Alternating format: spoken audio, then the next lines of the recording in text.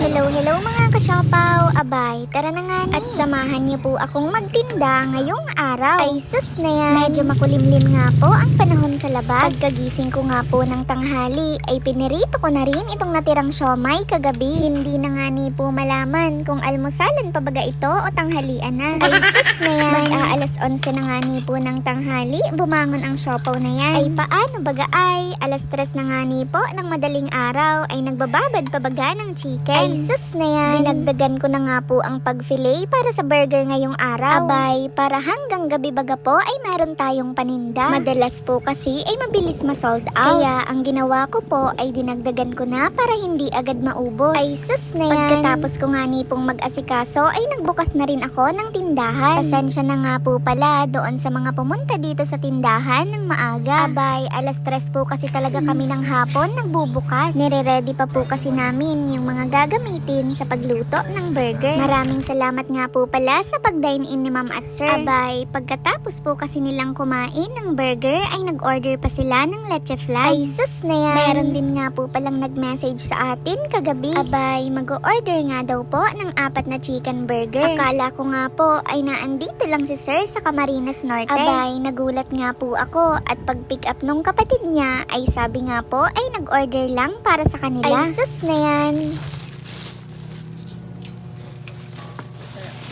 Thank you. Okay lang po naka-video.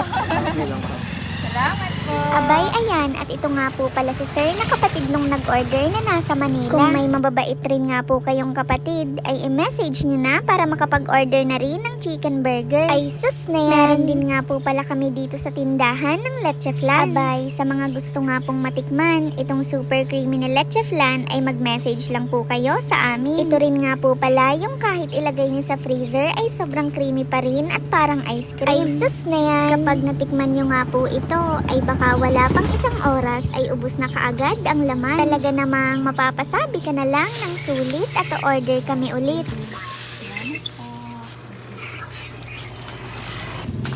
5 tapos 2 leche flan. Sir, thank you.